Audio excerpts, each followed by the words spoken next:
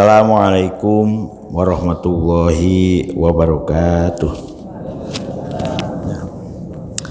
Ila ridho ilahi ta'ala bibarakati suratil fatihah.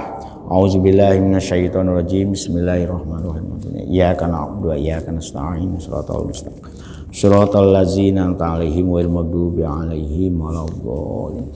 Khusus Fatihah dulu nggih kangge Pak Aji ya, katanya beliau tahu-tahu sakit ya, mudah-mudahan segera pulih kembali, rajin lagi jamaahnya.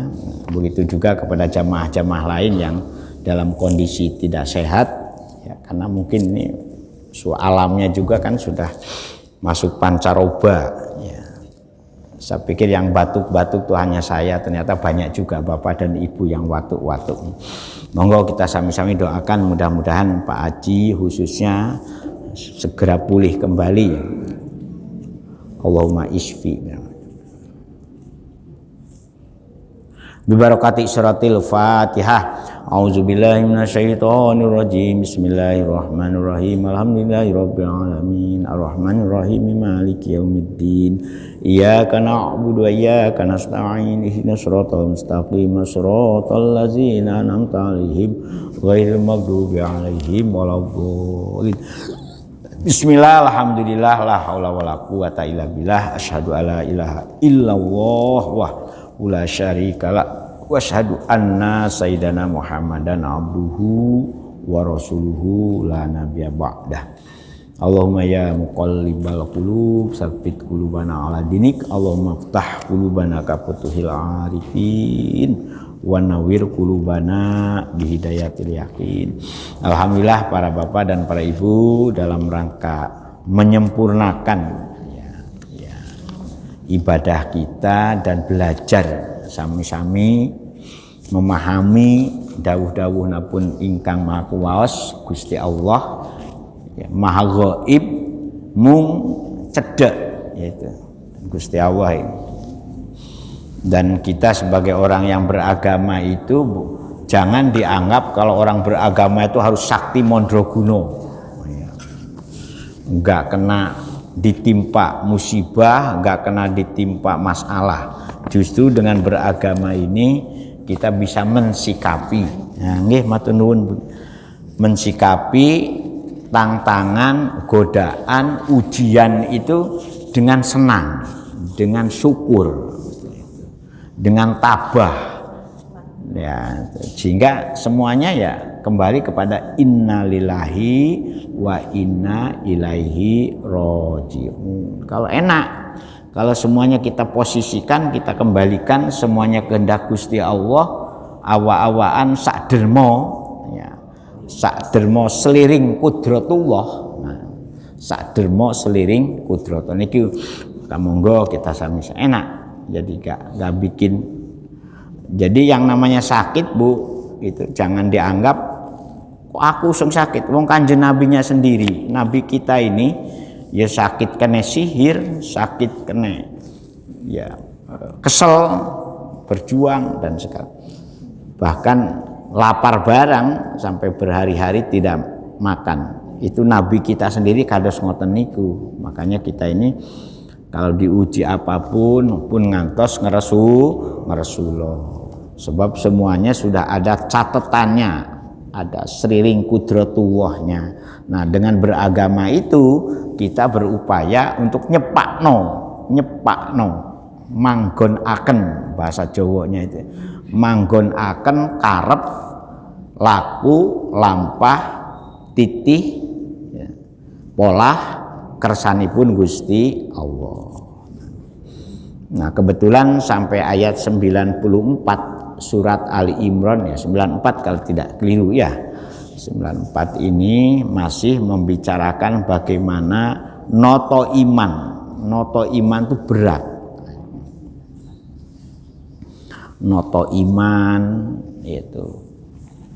Ini sampai 2 surat mulai Al-Baqarah sampai Ali Imran masih banyak menceritakan bagaimana umat-umat terdahulu yang sudah beragama mencibir Kanjeng Nabi Muhammad Shallallahu alaihi wasallam. Dari berbagai aspek ya, mencibirnya itu, aspek kenabiannya, aspek kerasulannya, aspek perilakunya. Nah, kita teruskan mari nggih. A'udzubillahi minasyaitonirrajim. Bismillahirrahmanirrahim. Minggu yang lalu itu sampai kepada Fa'tu bit Taurati fatsluha in kuntum shodiqin, kan itu. Ini perintahnya kepada Kanjeng Nabi Muhammad. Kul ngendika panjenengan Kanjeng Muhammad lahum marang kaum-kaum Yahudi yang melecehkan, Fa'tu bit Taurati fatsluha. Saiki awakmu kan wis ngerti, tahu dikai kitab Taurat. Saiki ngene ae, wocon ae Tauratmu itu. Nah, itu. Karena di dalam Taurat ini apa yang diajarkan Al-Qur'an tidak pernah menyimpang sedikit pun dari apa yang sudah diajarkan di dalam Injil, apa yang sudah diajarkan di Taurat, tapi yang benar gitu ya. Yang belum ada yuharrib ya, yang belum ada perubahan kan itu. Liyatabayyana sidqu qaulikum, untuk membuktikan kebenaran apa sing awakmu omong iki lho. Nah itu kan kaitannya dengan pengharaman unta dan susunya itu kan. Nah, itu Bani Israel. In kuntum shodiqin, kalau memang benar kamu semua ini termasuk orang-orang yang benar. Ya, itu ceritanya kados ngeten. Nah, oleh karena itu diteruskan malih ayat auzubillahi minasyaitonirrajim. Famaniftaro, nah, faman sinten mawon iftaro kang gawe-gawe. Ya, bergawe-gawe itu bahasa Jawa. Bahasa Indonesianya membuat-buat, ya. Ngarang-ngarang taro itu ya. Dabrus itu termasuk iftaro itu Bu, dabrus ya, ya itu ngapunten nggih. Nah, ini untuk melegarkan tenggorokannya. Alhamdulillah, walaupun tadi sudah godok air panas Bu. Nah, diminumi air panas ternyata alhamdulillah redong blong. Jam 2 sudah godok air panas. Nah, untuk melogorkan. Jadi iftara itu gawe-gawe, goroh-goroh, bujuk-bujuk, itu sama apa namanya? Alallahi ing atase Gusti Allah iftara al-kadziba ing gorom. Jadi siapa saja yang berbuat dusta kepada Gusti Allah, kan itu maksudnya. Yang yang tipu-tipu, iftara bisa diartikan tipu-tipu juga ya, gawe-gawe. Mim ba'di zalika, sause mereka itu mendapatkan penjelasan itu. Ya sama dengan kita, kalau sudah ngerti ojo sampai dibantah, ojo sampai dilanggar. Kalau sudah ngerti ya diikuti. Nah ini kan sindiran. Ayat ini betul-betul membuat membuat kita ini ya apa sih cara orang yang beriman sing genah. Wah kalau wis ngerti ya ikuti dengan sesuai dengan kemampuan kita. La yukallifullahu nafsan illa jangan sampai diingkari lagi gitu loh. Sebab siapapun yang dia sudah ngerti kemudian dia berbuat dusta lagi, ngapusi lagi, nggoroi lagi kan. Duhuril hujjati tegese sause pertelone ini hujjah. Setelah datangnya alasannya bi anat tahrima inama kana min jihati yaqub. Setelah tahu kalau unta yang sedang sakit itu hanya diharamkannya itu kepada Nabi Yakub, la ala ahli Ibrahim, dan tidak diharamkan kepada waktu zamannya Nabi Ibrahim gitu lah itu. Maksudnya itu kan ini kaitannya dengan ayat sebelumnya itu ayat 90 2 ya. Ayatnya bismillah. Kul ta'ami kana hilal bani Israil itu bismillah. Alhamdulillahirabbil alamin. Jadi ini tentang keimanan, mulai dari bagaimana. Karena usil, orang Yahudi itu usilan. Artinya sebetulnya bukan masalah Yahudi saja, orang yang merasa benar dengan cara beragama karpe dewe, nah itu mesti wateke podo ngilokno wong liya, menganggap awake dhewe sing paling bener, sing liyane keliru. Nah itu. Jadi sebetulnya itunya itu. Stressingnya itu, penekanannya di situ. Jadi orang, dan sekarang makanya Rasulullah sendiri masih memberi ancaman kan, jangan-jangan umatku saja nanti terpecah belah menjadi 93 golongan. Satabtariku ummati ala salasin wasab'ina. Karena ngilokno merasa benar itu kadang-kadang ngilokno wong liya keliru, itu yang paling berbahaya, Nah, ayat-ayat ini itu memberikan gambaran rumongsone kalau merasa bener iku ya, makanya saiki mau ngene ae saiki ayo wocoan bareng-bareng. Ayatipun Gusti Allah sejatine kados napa sakjane kan ngoten mawon. Sakjane kados napa. Nah, kita dalam rangka sakjane kados napa supaya kita ini tidak asal mendapat informasi, tidak asal mendapatkan pemahaman ya, karena kadang-kadang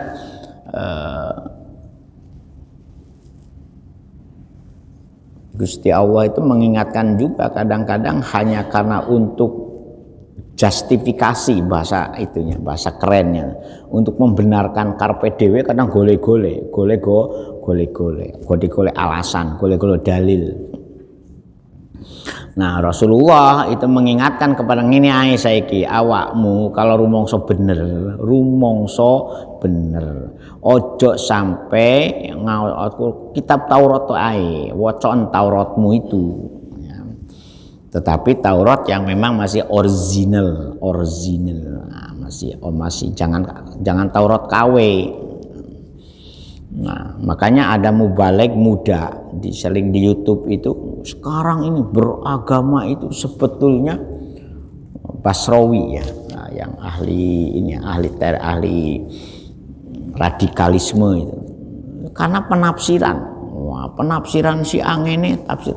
Jadi penafsiran ini kadang-kadang kalau salah memetakannya ya bisa menjadi tafsir yang sesat. Makanya muncullah ada istilah tafsir yang mahmudah dan tafsir yang mazmumah. Nah, ada ilmunya memang dalam ulumut tafsir itu dibedakan, ada penafsir. Nah, tafsir yang mahmudah ini adalah tafsir-tafsir yang secara kronologis ayatnya ini dijelaskan oleh Kanjeng Nabi langsung ya, atau yang dikenal dengan maksur ya. Nah, kebetulan tafsir Jalalain walaupun singkat-singkat itu juga banyak penjelasannya itu langsung mengutip dari dari sunnah Rasul, nah, dari hadis. Nah, dari hadis makanya enggak perlu diragukan lagi ya. Syekh Jalaluddin As-Suyuti itu di samping ahli di bidang semua ulumud diniyah, ilmu keagamaan, memang stressingnya beliau juga ahli tafsir ya. Punya buku khusus tentang penafsiran Al-Quran, ilmu tentang penafsiran Al-Itqan fi ulumil Quran. Jadi ilmu beliau sebelum mentafsiri itu punya resep ya untuk bagaimana orang supaya bisa menjadi ahli tafsir. Dia memberi persyaratan. Dan persyaratan yang paling berat itu menurut beliau orang yang berkecimpung dalam penjelasan agama, hatinya itu harus seperti sebening kaca, jadi gelas-gelas kaca. Masih ingat Bu gelas-gelas kaca? Iya. Nah, itu harus sebening itu. Sehingga orang itu kalau hatinya bening, dimungkinkan koneksitas dengan Gusti Allah itu jalan. Nah, kalau koneksitas dengan Gusti Allahnya jalan, maka orang itu dimungkinkan pasti akan mendapatkan wattaqullah wa yu'allimukumullah. Seperti dalam Al-Baqarah ayat 282. Dia akan diajari langsung oleh Gusti Allah. Nah, oleh Imam Asyuti, orang yang sudah mendapatkan pemahaman keagamaan, yang mendapat bimbingan Gusti Allah, sebagaimana hadis kan, khairu yufaqihu fiddin, itu mayuridillah khairu yufaqihu fiddin. Maka orang itu akan mendapatkan namanya ilmu mauhibah min ladunni ilma. Nah, dalam kalangan pondok pesantren dikenal dengan istilah ilmu ladunni, min ladunni ilma. Jadi ada orang itu yang memungkinkan diajari langsung oleh Gusti Allah. Wah, itu ulama-ulama tasawuf pada berlomba-lomba. Bahkan di kalangan Syiah itu orang yang leveling keulamaan di Syiah itu kan ada istilah marja dan ada istilah ayatullah. Wah, kalau sudah levelingnya ayatullah kan, jadi sudah harus betul-betul yaitu. Ya kalau kita ini ya sami-sami lah, sami-sami belajar. Makanya ihdinas siratal mustaqim itu disuwun saestu. Jadi ada itunya, ada levelingnya di situ, ada apa namanya, ada kemampuan orang itu. Makanya kalau dulu istilah ulama itu memang mambaul ilmi, orang itu ya memang sumber ilmu gitu loh. Dari Gusti Allah itu yatafajjaru min qalbihi ilman malam ya'lam, itu jalan yatafajjaru, maka mancarlah, memuncullah min qalbihi, dari hati orang itu, ilman malam ya'lam, ilmu di mana ilmu itu tidak perlu belajar seperti kita ini itu. Jadi ada seperti itu ya. Nah, supaya kita ini dengan Gusti Allah itu ya, sebab apa? Kalau kita membujuk-bujuk, nah itu iftaro itu membujuk-bujuk ya, gawe-gawe ya, teragama, yaitu mesti keto alias tak tahu. Nah itu faulaika mongko sing kono mengkono si alaz pamanif taro ala wahil kadiba, ulaiknya ke sana Bu, itunya itu kembalinya. Maka siapa yang membuat-buat kebohongan di hadapan Allah ya, maka barang siapa yang membuat-buat kebohongan kepada Gusti Allah, padahal mereka sendiri sudah tahu sebetulnya ya, makan babi ku haram, siji pangan, goroh itu haram ya, kok cik dilakoni kan, buju itu gak oleh kok dilakoni ya, nah, ya itu sama ini ke situ itunya itu. Salat itu wajib kok dilanggar, betul apa Bu nggih, salat dilanggar Bu nggih.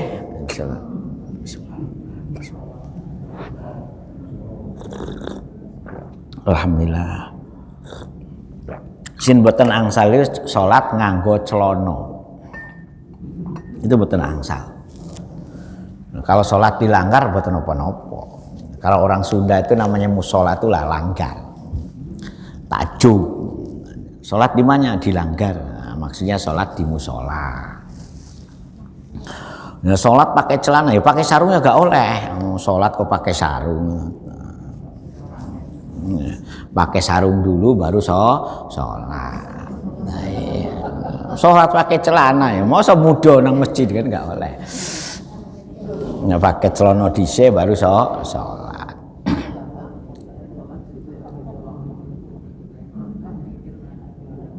Nah, jadi bujuk banyak. Nah, jadi paling berat itu adalah sok ngerti beragama kemudian kita bujuk-bujuk dalam masalah agama. Faulaika mongkono. Faula itu kata ganti untuk orang yang melakukan sesuatu. Jadi ulama kau ulaika ala hudam mir rabbihim wa ulaika humul muflihun. Mereka itulah adalah orang-orang yang Ya, makanya di sini paulaika mengko-mengkono wong sing paman niftaro ala wahil kadiba hum utawi si ulaik iku bolimuna wong-wong kang padha nganiaya awake dhewe, orang zalim. Jadi dalam Al-Quran itu klasterisasi manusia itu kan ada 3, an'amta alaihim, magdub, dan bodoli. Kan ngoten nggih. Magdub orang yang ya magdub itu orang ngerti ya, tapi gak ngelakoni, itu magdub katanya. Nah, ai al mutawazawizuna tegese wong-wong kang nglampaui batas ya. Melampaui batas kebenaran menuju ke kebatilan. Nauzubillah min dzalik. Ngoten nggih. Nah, ini beratnya. Ini bukan hanya, mohon maaf, ini bukan berarti kita ini apa orang Yahudi ya, enggak juga ya, orang Islam ya podo wae. Wakeh juga sing orang Islam berpura-pura meniru orang Yahudi. Dia sudah ngerti ngene iki bener ngene iki salah, kok dilakoni sing salah, si bener ditinggalkan. Nah, beragama itu kan sebetulnya hanya membimbing imtisawulul awamiri wajtinabun nawahihi, nindakake napa-napa ingkang den perintah akan Gusti Allah dan ngedoi napa-napa sing dilarang karo Gusti Allah. Ngoten mawon sajane. Nah, tiang ini kalau sampun saged ngoten niku, jadilah manusia yang bertakwa kan ngoten. Nah, kita teruskan malih nggih.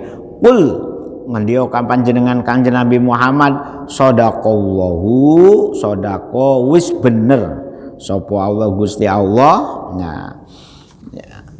Pattabi'u millata Ibrahim hanifah. Udah, jangan ragu lagi wahai Kanjeng Nabi Muhammad, apa-apa yang sudah dijelaskan oleh Gusti Allah itu betul-betul benar. Ya, bukan sesuatu yang ngarang-ngarang. Walaupun nanti dalam surat Yasin kan Gusti Allah juga menjelaskan bagaimana Kanjeng Nabi Muhammad menghadapi tantangan orang-orang yang benci. Makanya kalau sudah benci itu ya gak ada namanya kebaikan. Kalau sudah iri gak ada namanya kebaikan. Coba panjenengan nitenit yang iri, sing didelo itu mesti olo tok. Nah, gitu. Napa malih benci. Coba kalau cinta. Nah, kalau cinta itu kelihatannya baik. Sing repot itu dulunya cinta, sekarang benci, itu sing repot. Yeah. Akhirnya podo ngungkap kejelekannya. Makanya biasanya teman yang dekat itu lebih berbahaya ketika dia benci. Coba ibu sampai minta dicerai barang bu ya. Ya, makanya kita harus saling menjaga rahasia bu nggih. Ya cinta ya apa, benci ya benci, cinta ya. Makanya kan ada pepatah Arab kan, ahbib habibaka, kan haul, waghdab ghaidaka, dan cintailah dengan cinta sewajarnya dan bencilah dengan benci sewajarnya. Karena boleh jadi yang dulunya cinta akhirnya benci, yang dulunya benci justru menjadi cinta. Ka'annaka waliyun hamim, bahkan dalam Al-Quran itu ada ungkapan itu. Boleh jadi yang dulunya menjadi musuh bebuyutan suatu ketika menjadi waliyun hamim, menjadi penolong yang setia. Contohnya Umar bin Khattab. Umar bin Khattab dengan Abu Jahal itu podo sadurunge Islam tuh wateke podo. Sampai-sampai Rasulullah berdoa, ya Allah, ya, mudah-mudahan Engkau kuatkan Islam ini dengan salah satu dari 2 orang yang sangat membenci pada Islam. Tapi akhirnya yang dikabulkan itu siapa? Umar bin Khattab. Abu Jahalnya enggak. Keluarga semua pada itu, keluarga Bu. Makanya jadi kalau panjenengan nun sewu ini bukan kita ini dituturi kalau agama itu supaya kita ini lenggono. Ya justru yang benci paling berat itu ketika dengan keluarga. Itu. Contohnya Abu Jahal, Abu Lahab itu kan saudaranya Rasulullah. Masih pamannya, masih ada hubungan famili. Nanti dalam surat Yusuf itu putra-putranya siapa? Keluarga Nabi Yusuf itu yang rodo baik itu hanya satu orang namanya Bunyamin. Yang lainnya podo musuh. Dan kalau sudah benci dengan saudara itu ya paten pinaten. Ya, makanya dengan Al-Qur'an memberi contoh seperti itu kita juga harus waspada. Ya harus waspada. Ya nopo kita bersikap. Kul ngendika panjenengan Muhammad sodako wis bener sapa Allah Gusti Allah fi hada ing dalam penjelasan masalah bagaimana beragama itu tidak boleh ngarang-ngarang ya, tidak boleh ya ibtaro ya, tidak boleh ngarang-ngarang, tidak boleh gawe-gawe. Kajami ima akhbarahu bihi, seperti contohnya segala apa yang sudah dijelaskan oleh Gusti Allah kepada masalah-masalah yang terkait dengan Bani Israel, dengan Yahudi. Jadi kita ini bukan mendiskreditkan loh Bu ya. Gusti Allah itu menyatanya tidak mendiskreditkan orang Yahudi sama orang Nasrani, cuma memberi contoh perwatakan orang kalau sudah beragama itu kadang-kadang menutup kebenaran sehingga dia itu seolah-olah benar karpe dewe.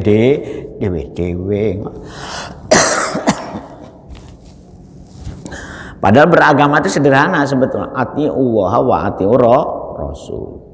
In kuntum tuhibbunallah fattabi'uni, sebetulnya manut ae ya. Jadi kalau akeh reko-reko biasanya ya. Fattabi'u moko manute sira kabeh Bani Israel maunya millata Ibrahim ing agamanipun Nabi Ibrahim, termasuk kita. Jadi kita ini agama Islam ini merupakan rangkaian dari bagaimana pondasi awalnya itu diletakkan oleh Nabi Ibrahim. Nah, jadi standar antara Ibrahim dengan Kanjeng Muhammad ini kan ada jeda ini ada jeda Rasul. Ya, artinya ada Taurat, ada Injil. Nah, ternyata Taurat dan Injil juga sama, tidak pernah menyimpang dari apa yang pondasi awalnya yang sudah dirintis oleh Nabi Ibrahim. Alati ana alaiha katanya kan, alati utang ya, karena alati ini kata ganti dari kata milah, maka menggunakan istilah alati, kan ada alati, ada aladi ya. Ada ana utawi ingsun Kanjeng Nabi alaiha tetap ingat asih agamane si milad Ibrahim. Patabiu milata Ibrahim, dengan cara apa kita mengikuti agama Nabi Ibrahim itu hanifan, dengan sepenuh hati ya, dengan condongnya itu condong. Hanifan itu gimana? Mailan, condong dengan sepenuh hati, jangan setengah hati ya. Makanya dalam Al-Quran itu ada beberapa istilah ya untuk beragama, ikatan beragamanya itu yang sudah sepenuh hati. Ada istilah urwatul wusqa, dengan ikatan yang kokoh ya, diikat. Jadi jangan sampai lepas lagi lah, sehingga wala tamutunna illa wa antum muslimun, sehingga sampai mati pun kita berpegang teguh babah sakit mau mati ditekadi kan. Jangankan sakit, wong mati aja ditekadi, mati dalam kondisi Islam. Jadi enak itu. Sakit dihibur oleh Gusti Allah lewat Kanjeng Nabi itu. Orang sakit itu jangan ngeresulo, karena sakit itu sebagai sarana untuk nyudoh dosa, nyudoh siksa kubur. Jadi enak. Jadi kan ada teman saya juga gitu, makanya hati-hati sekarang itu kalau numpak sepeda ibu-ibu ya, itu di depan Sito. Depan Sito itu kan ada putaran ya. Kalau dari utara ke selatan itu ada putaran. Kan putarannya itu ada 2 situ. Ada yang langsung depannya Sito. Yang benar itu kan sebelah utaranya itu. Kalau dari putaran, kalau mau ke kiri, mau ke frontage itu yang benar kan sebelah utaranya. Nah tahu-tahu ini enggak, mungkin karena malam, merasa malam jam 10 karena sudah sepi. Tahu-tahu begitu dia belok di situ santap oleh tabrak lari.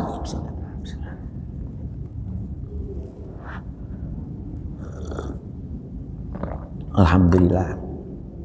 3 hari kemudian meninggal dunia, baru kemarin meninggal. Perempuan Bu, dosen unsuri, insya Allah. Jadi makanya hati-hati terutama, makanya kadang-kadang saya tuh gak tego. Makanya lebih baik ternak teri Bu ya, ngantar anak, ngantar istri ya. Nah, saya kadang-kadang di rumah itu pekerjaan saya ternak teri Bu, ngantar anak, ngantar istri. Hati-hati karena orang sekarang ini banyak melamun, kadang-kadang sedang menyupir HP-an, gak ngerti di belakangnya itu orang susu kan, nyantai-nyantai. Sudah benar saja kadang-kadang ditubruk ya, sudah benar itu jalan, sudah benar, tahu-tahu brek ya, di jalan. Jadi akhlak kita ini sudah rusak. Nah, indikator orang itu sudah baik-baik ya, kata Nabi kan, mengembangkan salam. Orang jalan, orang naik kendaraan itu ada salamnya kan, harus, artinya harus ada akhlak keselamatan. Nah, akhlak keselamatan di jalan ini sekarang sudah rusak, apalagi ini nih kalau udah macet ya di perempatan tuh, waduh itu ya. Nah ini perlu dipikirkan juga ini gimana itu apa ya. Jadi depan itu loh Bu, di perapatan itu, waduh macet itu udah, kalau sudah istilah grounded dari sini dari sana. Kalau padahal dulu tahun 80-an 90-an saya di sini, jalannya aja jangankan di aspal ya masih ya. Sekarang kok macet. Alati ana alih hanifan tur condong, jadi sepenuh hati, jadi jangan sampai setengah hati. Hanif angkuli dinin ilal islami. Jadi sebetulnya ini, kalau seandainya mereka orang-orang yang belum Islam itu tahu, maka orang yang beragama itu tidak akan ada yang tidak Islam sebetulnya. Cuman kan Gusti Allah menggunakan kata lau dalam wa inna hadihi ummatukum ummatan wahidah wa ana rabbukum fattakun. Wa ana rabbukum fattakunnya itu sing abot. Nah itu sehingga itu maksudnya seperti itu. Jadi seandainya semua agama itu ngerti, mereka-mereka yang pengikut agama itu tahu, maka mereka tidak akan pernah keluar dari Islam. Wa ma kana minal musyrikin, wa malan ora ono, matu tidak. Karena kang ono sapa siman, ono iku minal musyrikina, saking golonganipun tiang-tiang kang syirik. Itu sudah selesai. Ya kalau sudahlah. Kalau memang kalian ini betul-betul takluk, sudah ikuti sajalah agama aku, katanya Rasulullah kan Muhammad. Karena agama yang diajarkan oleh Rasulullah kan Muhammad itu merupakan pelanjut dari agama pun Nabi Ibrahim. Karena pada ayat sebelumnya mereka ini juga istilahnya itu makana Ibrahim Yahudiya wala Nasrani. Mereka menjustifikasi Nabi Ibrahim itu, agama Nabi Ibrahim itu adalah Yahudi. Katanya orang Nasrani, agama Nabi Ibrahim adalah Nasrani. Kata Gusti Allah, makana Ibrahimu Yahudiya wala Nasrani niya. Hei ilingo wahai Bani Israel, ilingo wahai Yahudi dan Nasrani, bahwa Nabi Ibrahim ini bukan klonnya. Karena waktu itu Nabi Ibrahim, Yahudi dan Nasrani belum. Nah, kemudian diteruskan bahwa Nabi yang benar itu adalah Kanjeng Nabi Muhammad Shallallahu Alaihi Wasallam. Ngoten ya. Inna awwala baiti wudi'a linnasi. Nah ini juga begitu. Ini menegaskan ayat sebelumnya dalam surat Al-Baqarah yang berhubungan dengan pawalli wajhaka syatrol masjidil haram. Ya kan pernah kan Rasulullah itu menghadap pertama itu ke Baitul Maqdis. Ya. Terus dibully bahasa sekarangnya, dilok-lokno. Jadi ini agama Islam itu beda dengan agama Yahudi dan Nasrani. Tapi mengapa menghadap kiblatnya podo karo wong Yahudi?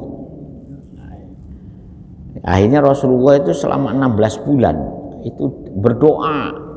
Jadi bukan hanya 1 hari 2 hari, Bu, 16 bulan berdoa kepada Gusti Allah setiap malam. Duh Gusti ing makuwaos mugi panjenengan ngalihaken arah pandangan kiblat kita ini tidak sampai terus-terusan. Jadi ketika dibully, dilokno, ya kembalinya kepada Gusti Allah Rasulullah sampai 16 bulan. Maka turunlah ayat fawalli wajhaka syatrul masjidil haram. Ini ayat Kanjeng Nabi Muhammad saiki setelah 16 bulan itu. Makanya berdoa itu jangan instan, saiki berdoa seolah-olah langsung, ya gak bisa. Wong Kanjeng Nabi Muhammad saja itu berdoanya sampai sekian lama baru dikabulkan oleh Gusti Allah itu. Makanya muncullah ada istilah masjid kiblatain. Siapa yang sudah pernah ke sana, Bu? Masjid kiblatain. Nah, kan biasanya kalau umroh atau haji ya mampir ya masjid kiblatain. Yang nggak boleh itu masjid jin katanya sekarang ini, nggak boleh disambah nih. Karena khawatir jinnya ngamuk. Walaupun di Masjidil Haram juga banyak jinnya, Bu. Nah, banyak jinnya juga. Ya, jin kan di mana-mana banyak. Di masjid sini juga banyak, Bu.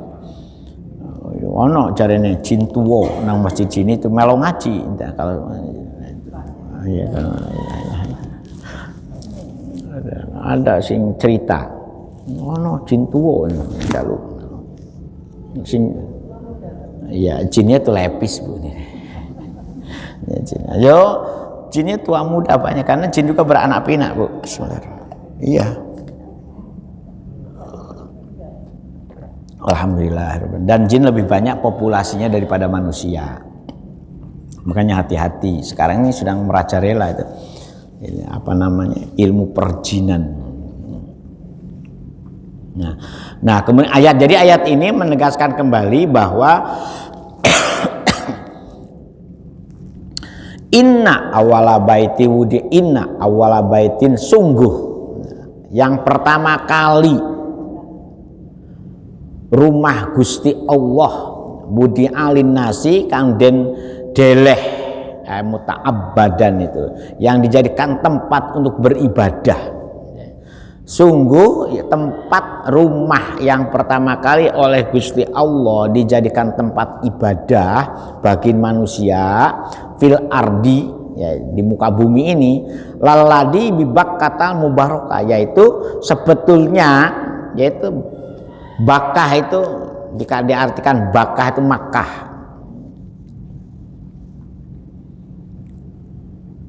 Nah, mengapa istilah Makkah dalam Al-Quran menggunakan kata Bakah? Nah, Karena di sini punya arti banyak, mengandung banyak barokah. Kemudian bisa menjadi kutukan. Ya, li anha tabuku anaqol jababiroti. Menjadi kutukan bagi orang-orang yang ini angkuh, ya, merasa gumede. Nah, yang pertama kali membuat baka itu baka maksudnya di sini Ka'bah, ya. Itu siapa? Malaikat. Jadi yang pertama kali membangun yaitu konon jadi bukan manusia, ya, malaikat.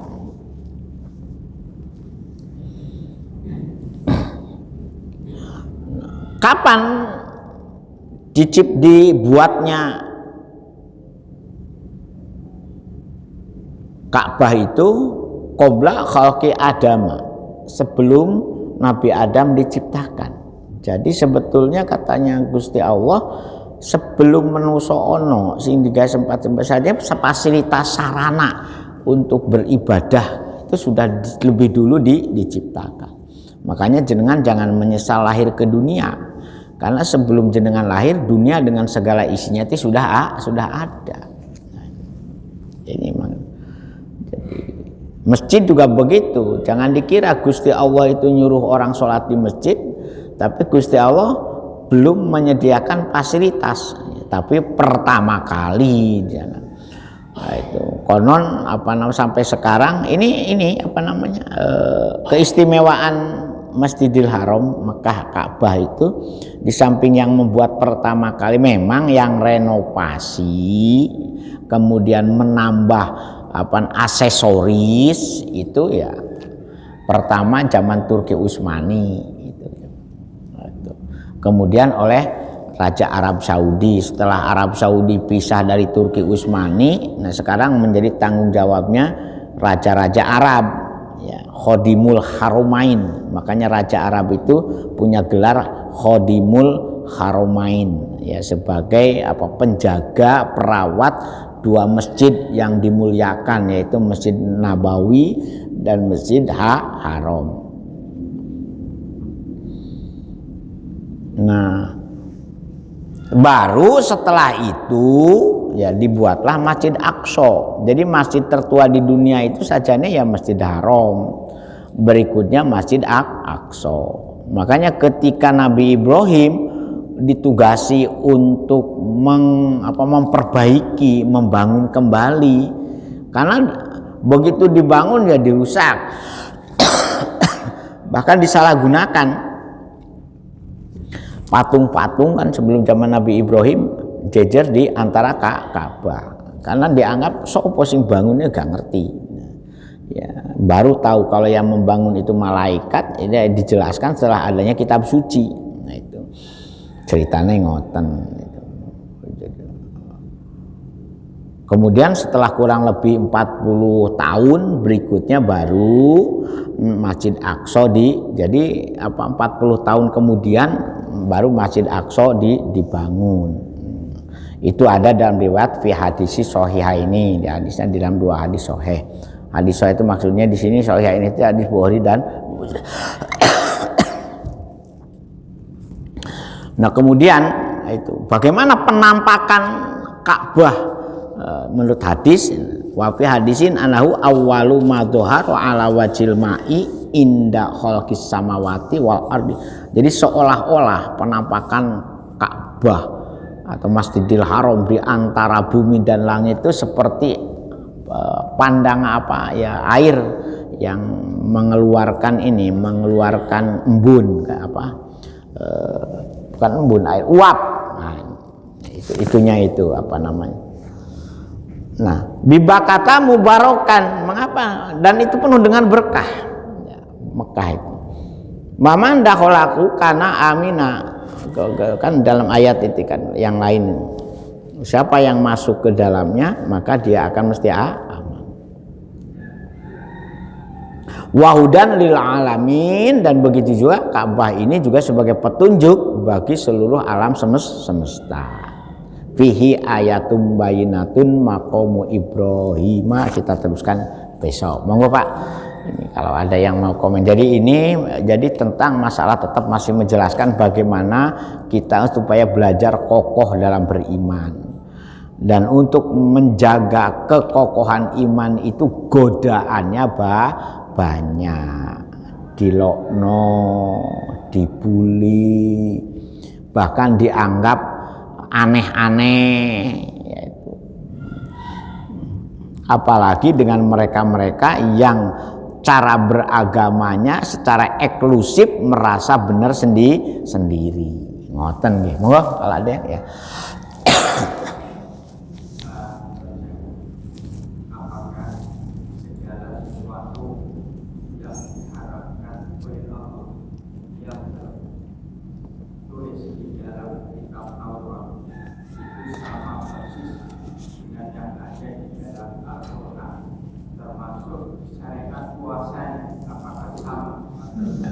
Ya, dari sisi ini memang ada yang direvisi, ada yang sama Pak. Ada direvisi. Contohnya najis, ya, masalah cara mensucikan najis. Kalau di dalam Taurat dan Injil itu berat itunya. Ya, itu digunting teman-teman. Jadi ada yang direvisi Pak. Tetapi ada juga yang dikokohkan. Nah, itu. Contohnya seperti masalah rajam. Orang berzina sama. Ya, dalam Taurat juga dirajam, dalam Injil juga dirajam. Dalam Al-Qur'an juga dirajam. Ya, jadi ada yang direvisi. Ya, nikah. Ya. Juga ada yang direvisi, Bang. Sholat, nah, sholat kita ini direvisi juga dari cara-cara sholat ketika zaman Nabi Musa dan Nabi Isa. Makanya ketika Isra Mi'raj yang usul kepada Kanjeng Nabi untuk minta direvisi tentang perintah sholat ke Nabi Musa. Jadi ada yang direvisi, Bang. Menyesuaikan si kondom, situasi, kondisi dan domisili. Ya. Karena tradisi itu juga waktu itu direvisi, ada revisinya. Bahasa yang lebih kerennya mansuh. Nah, nanti contohnya beberapa dalam surat Al-Maidah itu dijelaskan ada beberapa kasus ya yang zaman Yahudi, zaman Nasrani begini, setelah zaman Islam begini. Pakaian, ya, keagamaan. Nah, kalau rohbaniun itu kan memakai simbol-simbol yang memamerkan kemegahan sebagai tokoh agama. Tetapi ketika Rasulullah sebagai nabi semuanya direvisi. Kamu harus menjadi seperti manusia biasa saja. Jadi itu ada beberapa yang direvisi, ada yang menyesuaikan dengan situasi dan kondisi, dan ada yang masih dipertahankan. Ngeten Pak, nggih.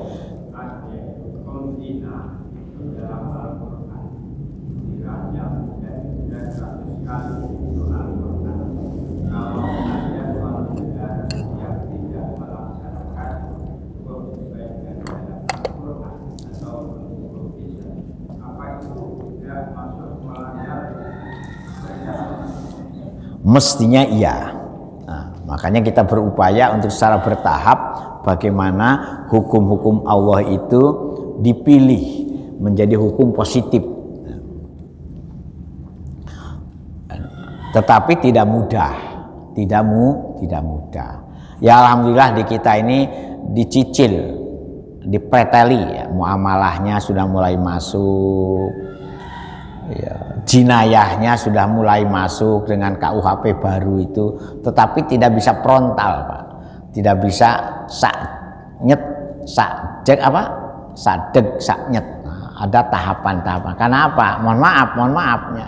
Kadang-kadang pemahamannya sendiri kadang-kadang masih memunculkan ini banyak beda.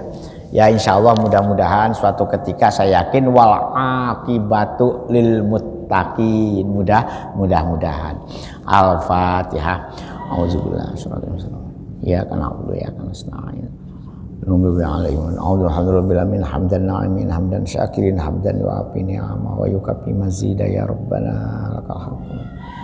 Wa maj'alna wa auladana wa talamidana min ahli khair wa taj'alna wa iyahum min rabbana hablana min azwajina wa dzurriyyatina qurrata a'yun waj'alna lil muttaqina rabbana atina fid dunya hasanah wa fil akhirati hasanah wa qina adzabannar subhana rabbika rabbil izzati amma yasifun wa salamun alal mursalin walhamdulillahi sekurang dan lupa ihdinas siratal mustaqim. Assalamualaikum warahmatullahi wabarakatuh. Astaghfirullah rabbal baraya astaghfir